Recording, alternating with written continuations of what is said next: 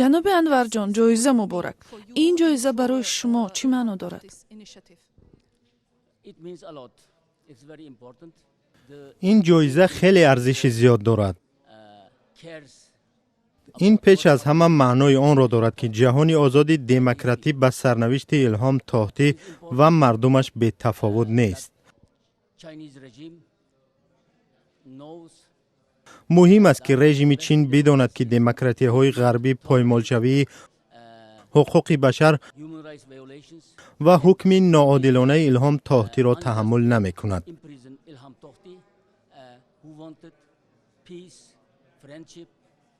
الهام طاهطی خواستار صلح، دوستی و حکومت قانون بود. رژیم چین او را برای ابد به زندان انداخت. از همین خاطر این جایزه یک پیام خوبی است که به چین فرستاده می شود. و نهایت این جایزه برای مردم اویغور خیلی مهم است.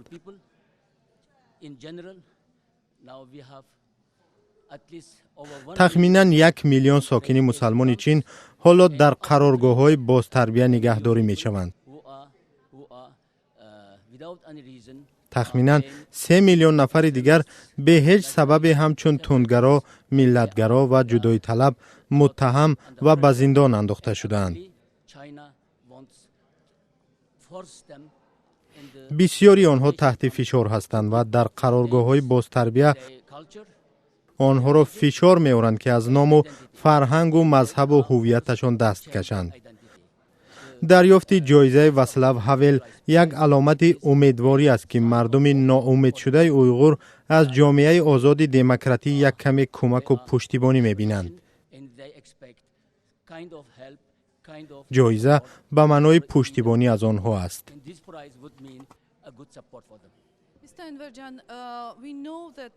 حالا بسیاری ها درباره جایزه الهام طاهطی خبر دارند، ولی خود او آیا در این باره آگاه شده است؟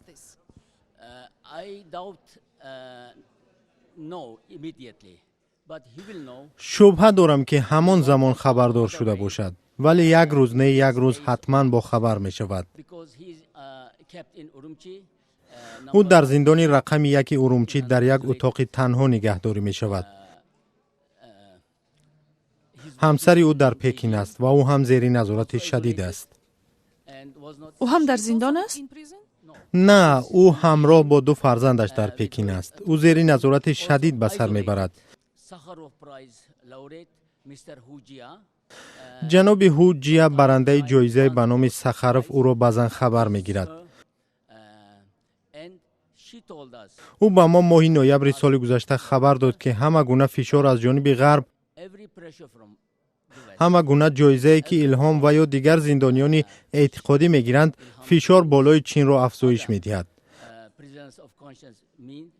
مثلا خود هو جیا سال 2008 در یک زندان مضافاتی نگهداری میشد و وقتی به او جایزه سخروف را دادند به یک زندان در پکین انتقال یافت. این همان شخص است که وضع الهام طاهطی و عائله‌اش را خوب میداند. او میگوید که با یک راه به الهام طاهطی خواهند گفت که او برنده جایزه شد. این جایزه 5 بین المللی او است و این جایزه به اون نیرو میبخشد که مقاومت خود را ادامه دهد.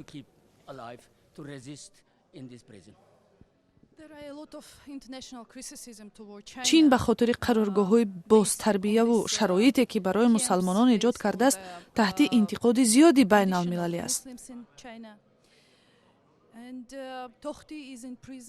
طاهطی از سال 2014 به این سو حکم زندانی ابد را پشت سر میکند. شما باور دارید که چین به انتقادها گوش کرده رفتارش را دیگر میکند؟ چین میخواهد که یک بخشی از جامعه جهانی و یک کشور بر قدرت باشد. چین باید به خاطر پیشبرد تجارت و روابط خوب با دیگران همکاری کند.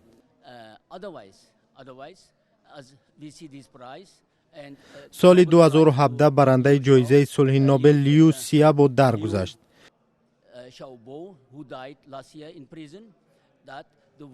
این همه جایزه ها پیام می‌دهند که جامعه جهانی پایمالشوی حقوق را تحمل نمی کند. در برخی حالتها آنها واکنش میکنند و در حالت اخیر علاقه به واکنش کردن شروع نمودند. با اهدای چنین جایزه ها جامعه جهانی پیام میدهد که چین باید عهده‌داری های بین المللی خود را رعایت کند، مردم خود را فشار نآورد و شرایط ایجاد کند که آزادی بیان، آزادی حرکت و احترام به حقوق بشر رعایت شود. چین باید قاعده های بین المللی را رعایت کند.